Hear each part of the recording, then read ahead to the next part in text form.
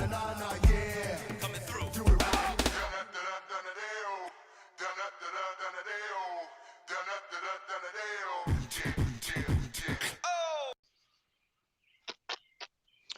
Greetings. Three black men speak. This is Manifest Raw, founder, visionary of the Sage Men. I'm with my great brothers, Khalil Maasi and Emmanuel Taylor. And so we have a very important and vital conversation to share with you this evening to illuminate, to give some clarity on what black men are going through, what black people in general, and also the entire human family. And so we've heard from political pundits who are black, we've heard from black activists, uh, but now is the opportunity to hear from three black men who are also mindfulness consultants and experts. And so when we talk about mindfulness, we're talking about the ability to be in the present moment and to live from the best version of oneself through breathing strategies, visualization techniques, being grounded, centered, and fully present. And so, with so much going on, it is time to hear from three black men who are also mindfulness presenters. And so, myself, Manifest Ra, I do a lot of corporate presentations on mindful leadership, emotional intelligence, helping leaders, helping people of all sorts see the big picture, to calm themselves, to cultivate that inner tranquility, and be able to lead themselves on how they're showing up in the workplace and in their families. My colleague Khalil Maasi is a martial arts expert and consultant, and also an assault prevention specialist, meaning that he teaches women in particular, but people in general, how to protect themselves, how to fortify themselves. And he's also a mindfulness and qigong consultant as well. So he brings some perspectives from the African traditions that are very much in the DNA of people like us. And so also Emmanuel Taylor is a tantric master and expert. He helps people cultivate their best version of who they are. Relationship with self, so they can show up in their intimate relationships, their family relationships, as the best version of themselves. And so the visionary, the warrior, and the tantric are very much front and center during these times. We're living in very interesting times, folks. And this is just for the entire human family. However, there are some issues that are specific to Black people and Black men in particular. And it is time to hear three Black men speak. So I'm going to jump right in and bring on my good brother, Khalil Maasi. Khalil, there's so much tension on the planet right now. People are protesting, they're rioting, they're feeling anxiety. What is going on from a Black man's perspective? What are you hearing from other Black men, Black people in general? And what's also going on with you? You know, how have you shown up in the past through these experiences that we have going on? Because nothing is new here. You know, we have some technology that can show what's going on around the world, but many of these issues have been going on for a very long time. So give us a perspective relative to the warrior archetype, relative to what's going on. Um, can you hear me? Yes, sir. Okay, so that was first. I just want to give thanks for being on and for people tuning in. Thanks to the Creator for allowing me to be here. Um, and that was a loaded question, and I don't want to attempt to speak for all Black men, Mhm. so I'll speak from my perspective. In terms of what's going on right now, I'll just say right now these things are cyclical, and my unique perspective is that I was raised by a father who was very active during the 60s and 70s, particularly here where I'm at in the North New Jersey area. And He was a member of the Black Power movement and the Black Arts movement here. He worked with Imam Mary Baraka.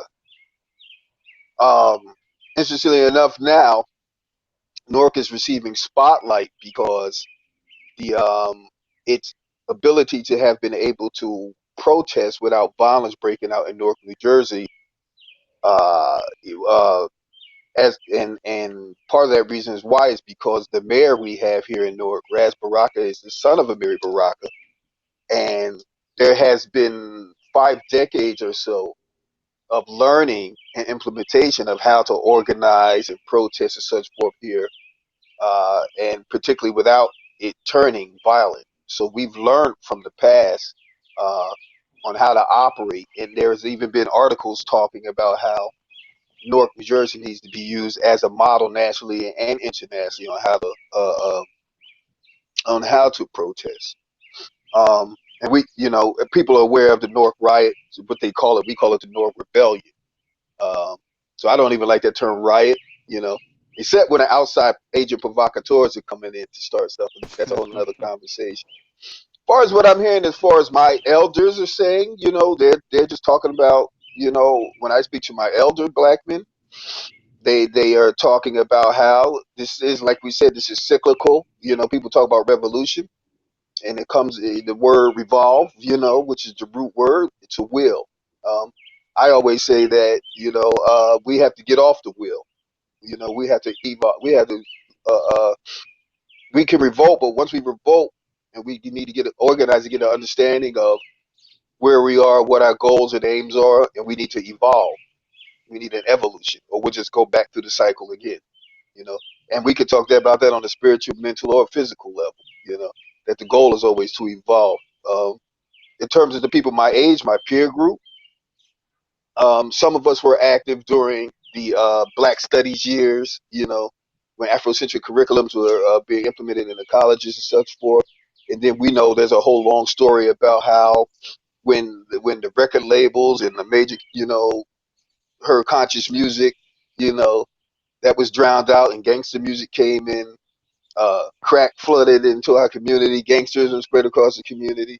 So a lot of us who were active during that time are looking and seeing how again another cycle is coming forward. And as far as the youth are just basically saying they tired of it. They want to be free, you know. The young black men that I'm talking to and have access to, they're tired of the situation. They want to be free. They want changes, and these kids aren't having it anymore. Black men and black women, our youth are not having it anymore. They're not afraid. We've raised, and the society has raised a level of fearless young warrior men and women who just aren't going to put up with it, and they're going to stand on the front line, and they're not afraid of death. And I'm not saying that I'm advocating any one step or march of death, but what I'm saying is that they're confronting this militarization that's going on, this white supremacy that's going on, and they're not backing down. So the world is listening, or at least acting like they're listening right now, because they don't know what to do with these young folks. They didn't. Great insights. The youth did not respond in the way that the system thought that they would respond. Thank you so much for those insights, Khalil. And that is, what many people are seeing as well, a level of Mm-hmm. anger, a level of determination.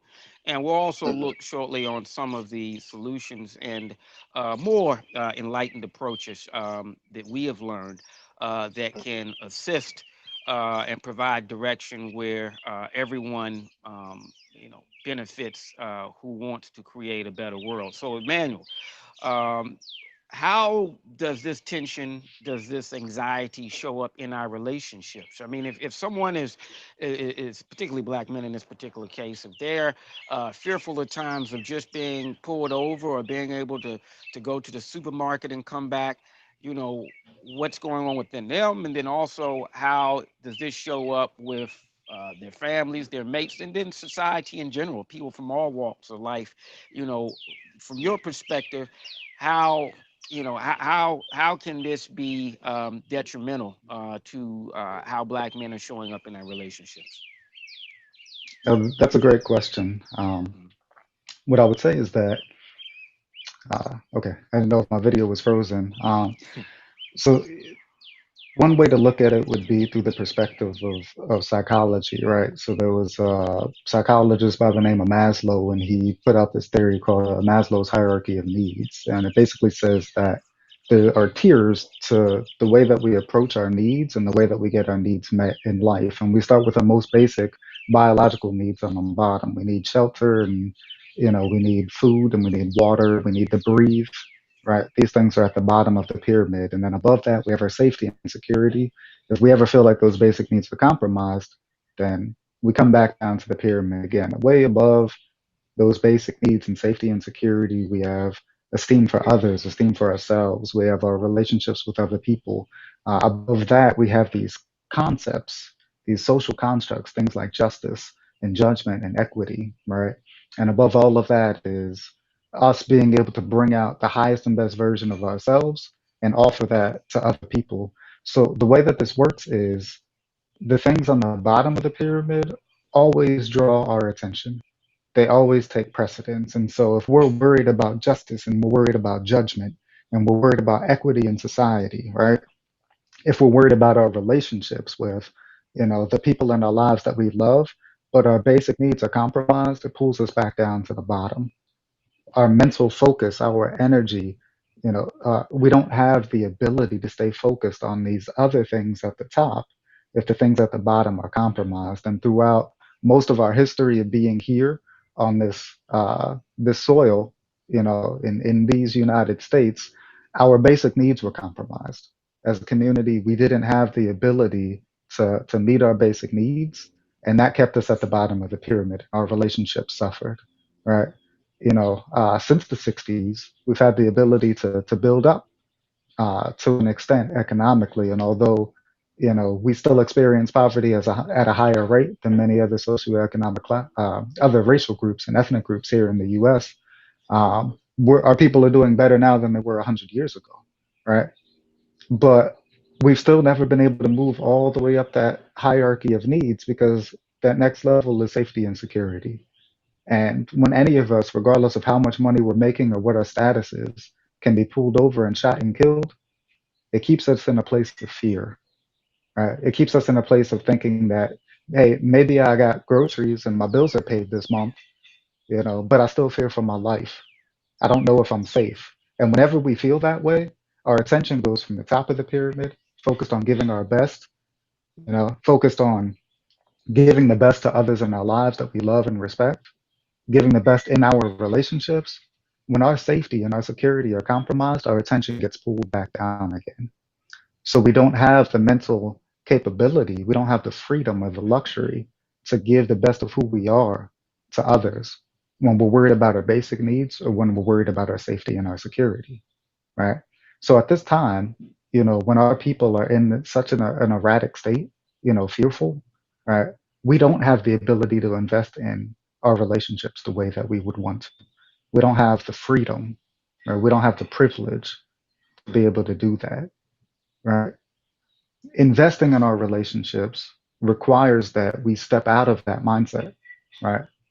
If we want to be able to give our best in our relationships, we have to first internally cultivate peace, right? And when we're able to do that, then we can show up in our relationships. But if we're always getting pulled back down to worrying about our basic needs, our safety, and our security, then our relationships will definitely suffer. So, that's part of what's going on and part of how this dynamic is impacting our relationships at this time. Unless we're able to cultivate a place of peace first and relate with each other from there, right? We don't have the opportunity to give our best, and we really don't have the capacity to receive the best that others are trying to give us as well. So that definitely is creating a barrier between people in our communities right now. Great insights, Emmanuel. And so when we talk about cultivating relationships, as you said, it starts with self, being able to manage one's own fears and emotions and self-love, and then also our immediate family, and then ultimately everyone around the world. So, and so what you just said is right on point, as well as what Khalil has stated, because from a visionary standpoint, if which aligns more with the heart, people living from their heart. When we hear that phrase, you're living from the heart, You're living abundantly, authentically. You're in alignment with what you're passionate about, what wakes you up in the morning. And so if I have to be concerned about just being able to drive down the street and not get pulled over, or crime in my communities, or life or death situations, flight or fight situations on a daily basis, that impedes, as you said, the upper faculties from being fully activated and open. And so then I'm just down in the root chakra, down in my stand my ground, the warrior, which is very necessary aspects of the warrior, but I know Khalil will go into other aspects of the warrior. But I basically stay in my lower energy centers, lower vibrations. And so in terms of the visionary, when one is consistently in a flight or fight syndrome, and they're worried about just basic necessities that should be provided to all, but just being in that constant state of fear, it doesn't allow one to see the bigger picture. What am I here to do beyond this flight or fight mode right here of fighting, of whatever I'm dealing with? People oftentimes are not reminded with what's truly in their heart and in their upper centers. And so this affects everyone on the planet, because it's a tense moment right now. However, I'm sure it's affecting Black men even more because they're seeing images of brutality, of death on a regular basis. And so with that, we're going to go back to you, Emmanuel, before we come to Khalil. What are some solutions, if you will, with how we can have a better relationship with self, and we can shift from that fear, from that flight or fight, moment to moment experience, to actually showing up as the best version of ourselves, even in the midst of everything that we're experiencing on the planet. I appreciate that question. Well, Mhm. so from the point of view of Tantra, the Tantric sciences, so Tantra deals with the ebb and flow and the movement of energy, both in the natural world and inside of our bodies, right? And it deals with how it is we're able to bring opposing forces into balance and harmony, both within ourselves and in our relationships as well, right? Tantra is based on observations of the way that energy flows in the natural world and an understanding of the structure of the human body, right? So just as a preference, because I know not everybody is familiar with the term, uh, Tantra teaches a lot of principles that are helpful for navigating situations like this, right? People have been quarantined for months, right? They've been quarantined for months in the spring, leading up to the height of the summer, right? This is the time when the energy in nature is building. This is the time when the sun becomes stronger, the days become longer. This is the time when we all feel more energized, right? This is the time when we want to be more active. We want to go outside. We want to do things. And we've been bottled up, and that energy is building up inside. At the very same time, all of these injustices have been occurring. And so it's like putting the cap on the bottle and shaking up the soda, right? And now people are finally getting out, and the energy is overwhelming. It's almost explosive, right? When I see a situation like this, I see the timing of a situation like this. I think to myself, it was bound to happen because of the circumstances, right? So how is Tantra useful? How is a mindfulness practice useful in a situation like this, right? We know that when we operate out of fight or flight, we're operating out of the neocortex here in the back of the brain. When we're operating out of a strong emotion, we're in the middle of the brain in the amygdala. None of those places allow us to problem solve, right? None of those places allow us to reason, to use logic, to see all different perspectives, to consider the options and figure out what's best, right? That happens here in the frontal lobe, right? And the brain isn't really one brain, right? From an evolutionary perspective, these different sections of the brain evolve differently, and they actually inhibit each other. When one of them needs to work, it'll shut down the other, right?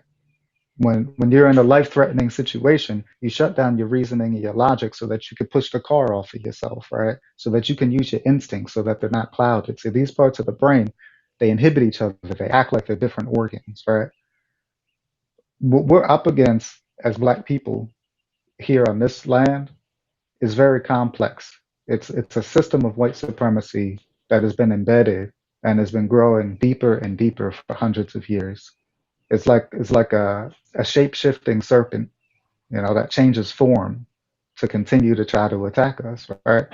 And so we need to be aware. We need to understand what's going on, and we need to be able to weigh our decisions to be able to make the best actions, right? And we can't do that when we're in a highly energized emotional state. Our brain literally shuts down its ability to reason, but it's not just intensity that's going to get us out of this situation. It's not just intensity that's going to change things. We need to be strategic about how it is that we create a better society, one that's worth living in, right? Now, the problem is a lot of people aren't used to dealing with high amounts of energy flowing through their body and dealing with such intensity and still being able to make good decisions, right? So a tantra practice is helpful because in tantra we cultivate sexual energy. We cultivate the energy associated with orgasm. We channel it through the body intentionally for the sake of healing, for personal development, for growth, for reproductive health, and to assist our relationships. In order to do that, you have to be able to carry high amounts of energy in your body. And you still have to be able to act, ethically, right? You still have to be able to act with the intention to heal. You have to establish your intentions and use that energy to support it. So a tantra practice teaches people how to deal with being charged up, right? Being energized, being fully activated, fully turned on, right? And still using that energy with intention and focus to be able to accomplish things that most people wouldn't even believe are possible, right? And that's what we want to do as a community right now. And that's something that Tantra can help people to do. Wow, that's great. That's exactly what's needed. It's what the doctor, good doctor, Mother Nature, Mother Earth, is prescribing for people to love themselves, to go within their own being. We were doing some of that, as you said, in quarantine. We were forced to go within our own being, and so it was an alchemical process. So many people were doing great things, and now, as you said, hey, when the door is open to an extent to come out, it's a highly charged, conflicting situation. So that energy, that flows through stagnant pipes wants to come out and express itself, and it's not necessarily ideal conditions for that. So, Khalil, in terms of the warrior, how can the warrior, the peaceful warrior, the inner warrior, embrace and transmute some of this toxic and fully activated yet misplaced energy? Um, in terms of warriorhood throughout history, well, let's take for what we know in Chinese history, whereas the integration of internal healing methods with warrior practice were utilized to order to focus and discipline the warrior, focus their energy, you know, focus their mind, uh, cultivate their energy. Now we know about this through the Asian culture, but this also was a method of practice in Africa as well. Of course, through popularization of the Asian martial arts in the 50s, 60s, and 70s, this was only known about in that part of the world. But this is something that actually was utilized throughout the world. Here in North America, even in Europe, there is research and information and evidence of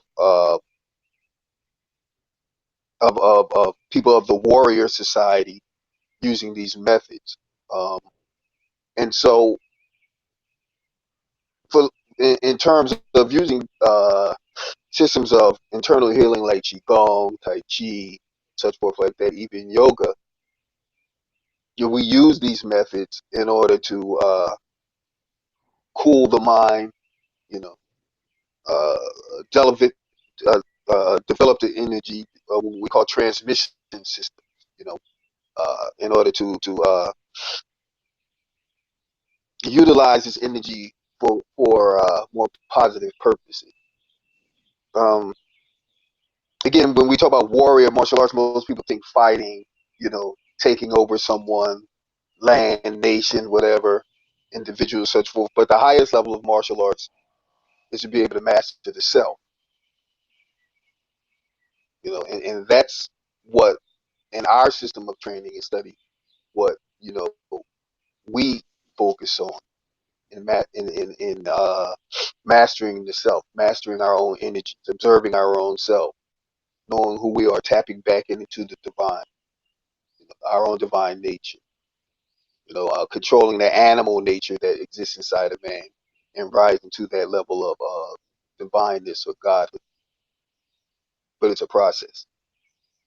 It's an arduous process, and it focuses us to look at ourselves. And oftentimes we think of this level of warriorhood. We think of the kung fu series that Mm-hmm, unfolded during the 70s and 80s and things. And but as you said, traditions the world over have always mm-hmm, had these systems, and so mm-hmm, they're needed more now than ever.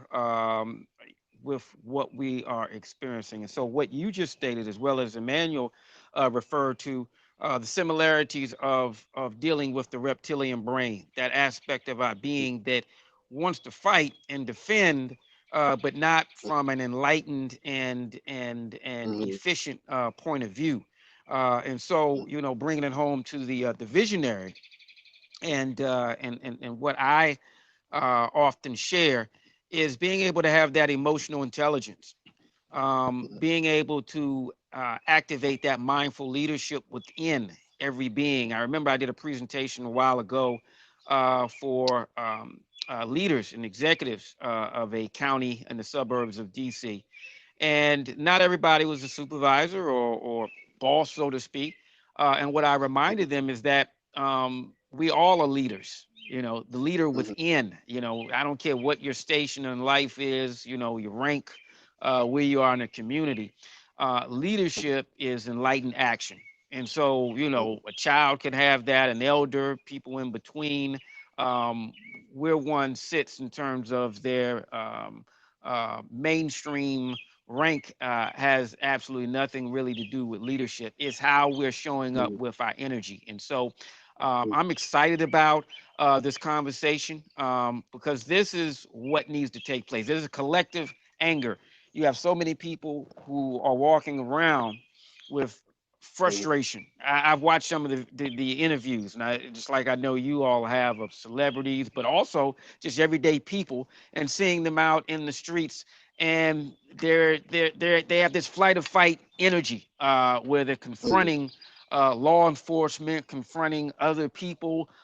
They're seeing images on TV, and uh, there are a lot of people who don't necessarily know how to do what we're talking about here. So, with that, we have a very empowering and I would say a transformative initiative that the three of us are involved in, mm-hmm, mindfulness and manhood, that mm-hmm, we're going to be sharing with Black men in particular, but the human family in general. And so we want as many men to register to be included. We want women referring men to the program because the more we can share, what we've experienced. And I mean, I've had scenarios where I've been pulled over.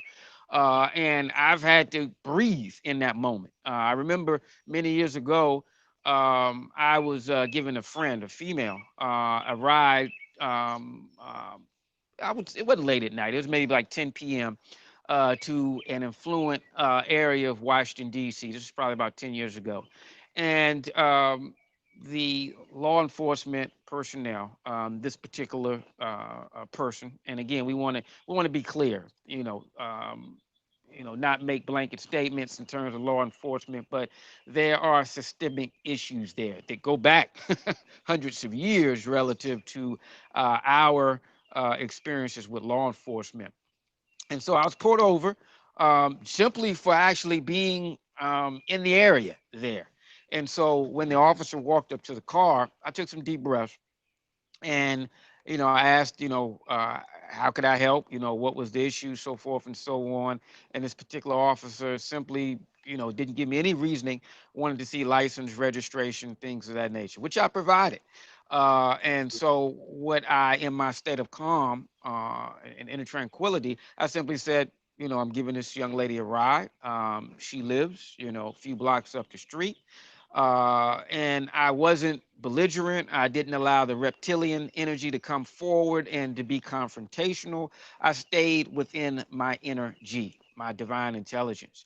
I reiterated on two other occasions, I'm giving the young lady a ride home. And so, because the first time I said that did seem to be insufficient to the officer, she chimed in, yeah, I live right up the street, so forth and so on. And the officer then pulled off, and he was, to be quite honest, there was a level of anger that more couldn't come out of the scenario, and that I was calm, I was peaceful, and I didn't give the scenario a toxic energy from my own being. And I've had other scenarios as well. I don't want to go into that, but that wasn't my first rodeo. And I give thanks by training with your father, Shaha Infadishi Shaha Maasi, and others who are experts in internal warriorship, energy work, that I was able to stay calm in that moment. And we know that that's not everyone's experience, and be able to see high above and to align with one's higher faculties, as you've talked about, Emmanuel, the frontal lobe, that divine intelligence that gives us insight in terms of what to say and what not to say in those moments. And so, what do you envision in this mindfulness and manhood initiative, Khalil, in terms of men receiving in terms of the internal warrior in this time? Um, First, I would say, before I talk about that, is that just to answer what you were just talking about being pulled over, a lot of our young men and men in general need to have protocols in place for when we are approached and pulled over. And because we, on a whole, on a larger level, don't have that, many of us are find us in situations that even if we're being mindful at the moment, we don't know how to react and respond because we don't have specific protocols in our community on how to respond. And when I mention that to some people, they say, "Well, I have rights. They shouldn't be pulling me over." Da, da, da, da, da. You do, but you argue that with the judge. There's a way in which you act what you're encountering, and some people don't like to hear that. You know, make it home, make it back to your family. You know, argue with the judge. Don't argue with or don't try not to put yourself in a position where you could be killed and such forth like that. There's a elder sister by the name of Carol Teller. If you Google her, in her book she had out back in the 80s, maybe earlier, called The Little Black Book. If you Google that, Carol Teller's Little Black Book, and it gave a list of protocols on what to do when stopped by the police. And I've been kind of pushing that back out there again lately to get our young men and women to understand how to deal when you're approaching these situations. Because if you like it to a state of war, if you're captured by the enemy, you should know what things you should do: name, rank, serial number. What you should speak on, what you shouldn't, what your rights are, such and so forth. So that being said, in terms of a warrior training in this type of situation, or in terms of our training, again, the goal for us, a warrior first is the person who faces themselves. You know, that's what I was always taught from a very young age. Um, a warrior is a person who masters themselves. So our goal is to master ourselves, master how we operate in the world, be mindful of how we operate, how we move, uh, And when we talk about being mindful, just being aware of the situation, your emotions in the situation, you know, your surroundings, uh, uh, uh, what the outcome of your actions could be based on how you respond to the action that are being taken against you. It's just basically building a high level of awareness and how to respond properly in any given situation, particularly dangerous.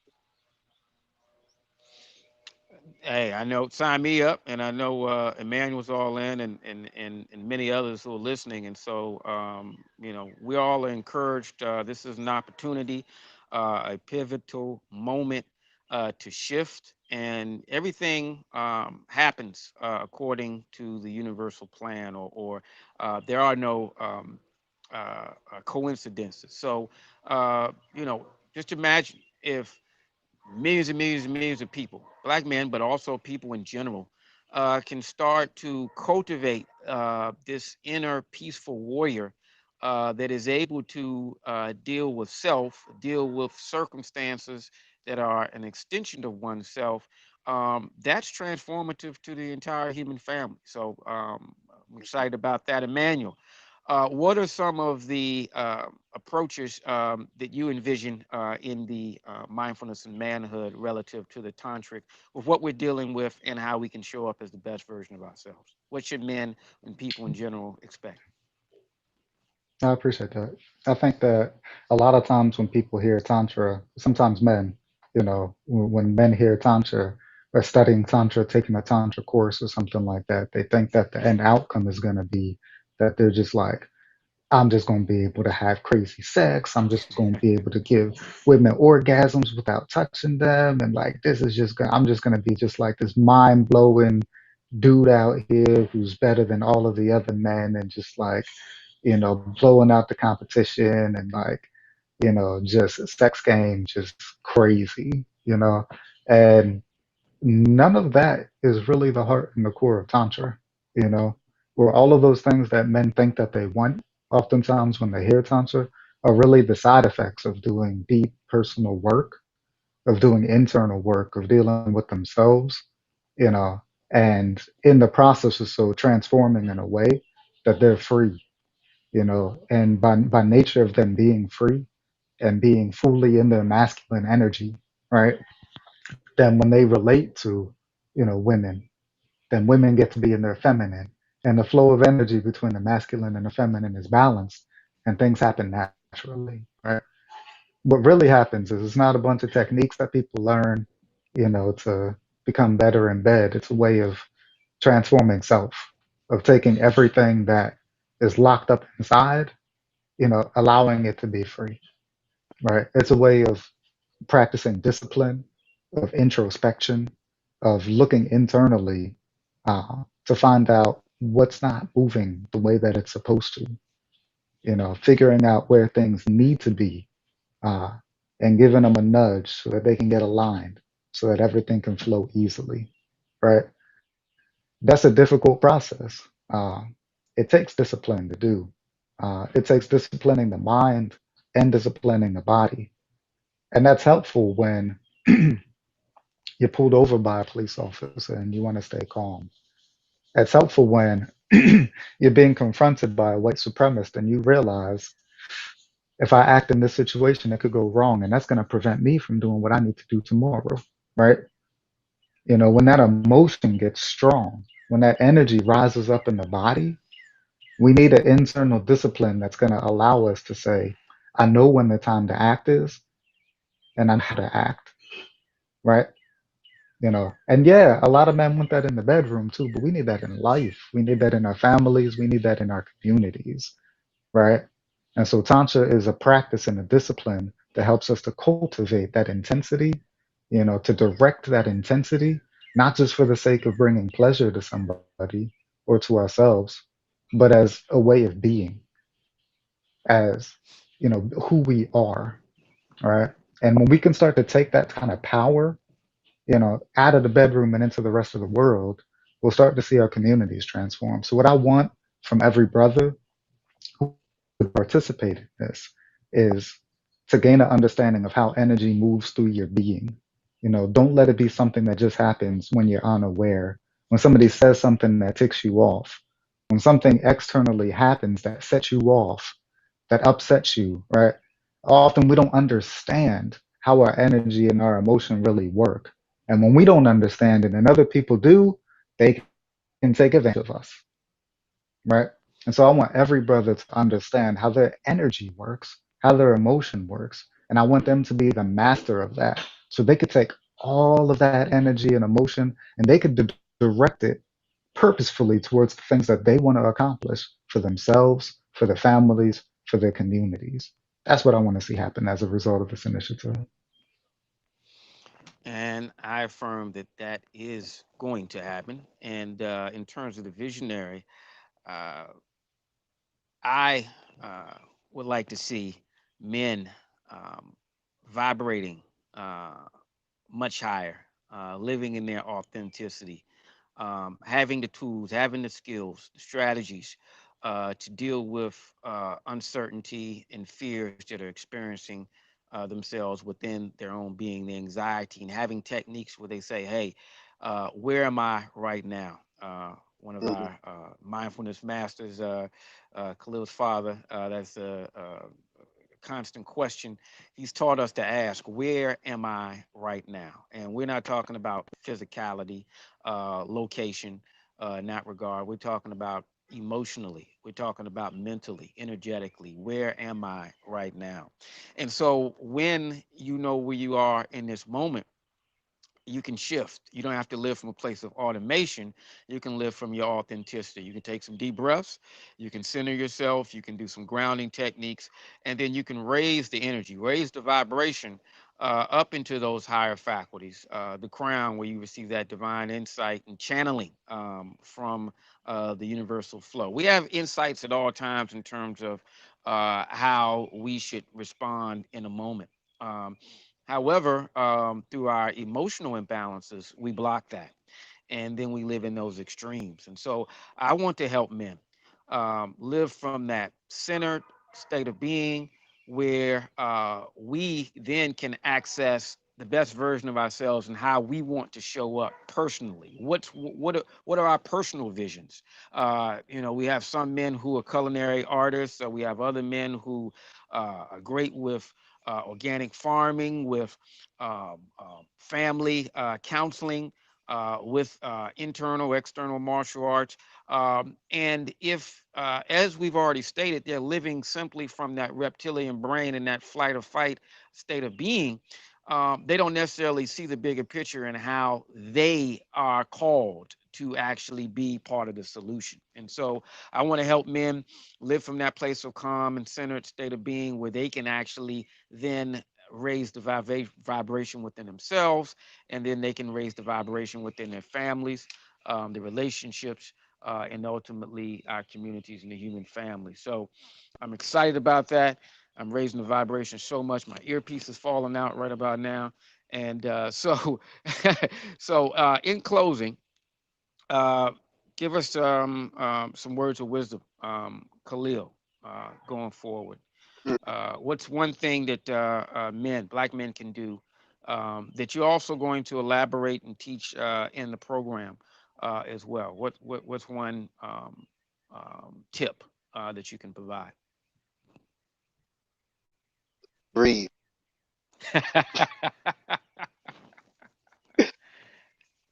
It's as simple as that. If it's one tip, the tip is to breathe. Many of us just do not breathe, and because of that, we don't go into a mindful state when confronted with certain situations. We get into that fight or flight mentality. We lock up. We get caught up emotionally, and we just don't operate on the level of a higher level being that we have the ability to do so. So what it is, what I'll be, one of the things I'll be teaching, as will all will be, because it's all related to what we do, is I will be teaching and sharing with people how to breathe, and that's what I say right now. Just breathe. That's what we have to learn how to do. And most people don't, when they think of martial arts or the internal warrior, they don't necessarily think of what you just provided. But as we know, Hmm. with all martial arts, whether it's internal or external, breathing is at the core of it. When one's calm, in a state of calm, they can respond as opposed to react. So and that's what we all should be doing. We shouldn't be reactionary to events that are unfolding. We should be in a state of calm where we can respond accordingly from our higher self. So I'm excited about that. Emmanuel, what's one tip that you can give us that's related to what you're going to be sharing in the program? Whew, I would say the exact same thing. Breathe, especially at a time when society is trying to get you to chant that you can't breathe. You know what I'm saying? Like in tantra we use mantra in the Kemetic cacao.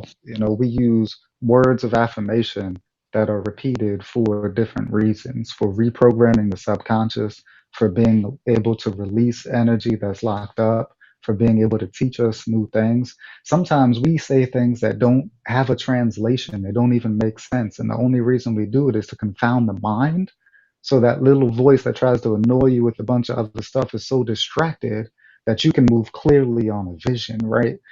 Mantra are very powerful, right? And right now there's a mantra going around saying, I can't breathe, right? But your Mm. breath is the connection between your conscious mind and your subconscious, right? The breath is the connection between I'm reacting in a way that I don't understand, and I have full control in this particular scenario, right? And that could be right on the edge of orgasm when you're trying to hold back. That could be when you're trying to have that conversation with your partner that's really difficult for you, right? And you want to be honest and you want to give your truth, but you start to feel things lock up inside. You feel that tension. That could be, when that person at your job says that thing that just ticks you the wrong way because you know they're a little racist, right? All of these situations, your breath is the key to being able to move past that situation successfully, right? So in Tantra, in martial arts, in every facet of life, starting with the breath is necessary, right? And at this time, when there are forces that are trying to restrict our breathing, the most powerful thing that we can do is consciously take control over our breath and use that for our personal transformation. Well, I tell you, I feel like taking a little breather right now. What you brothers just stated, Khalil and Emmanuel. So, what I would like to add from a visionary standpoint, what I want men to walk away with and experience is to be able to breathe. And so um, that's the first thing we do when we come into this world. Last thing we do when we leave. The quality of the breaths in between determine the quality of our state of being. If we're not inhaling the vitality of life on a daily basis, we're walking around, already with diminished vitality, an inability to really feel worthy, like we matter and we can give our best version of ourselves. And we don't know how to exhale and let go of stuff, then we're just a ticking time bomb. And it doesn't necessarily have to be anything relative to law enforcement or anything else. It could just be the family member that's coming into the room and, and telling you something in that moment that has nothing to do with anything else but their own internal emotional imbalance that is going on within that person there. And so, what I envision through some mindfulness strategies and techniques is being able to again help men see the bigger picture, to align with what they are called to do, like Haru or the Falcon or the Hawk that's able to see the situation high above.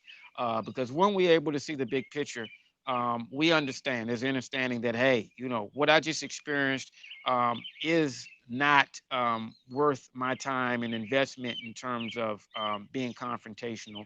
I need this employment. I need to be able to make it home because I have a reason for being, and I want to help youth. I want to help elders. I want to help the world evolve. And so I'm excited about that.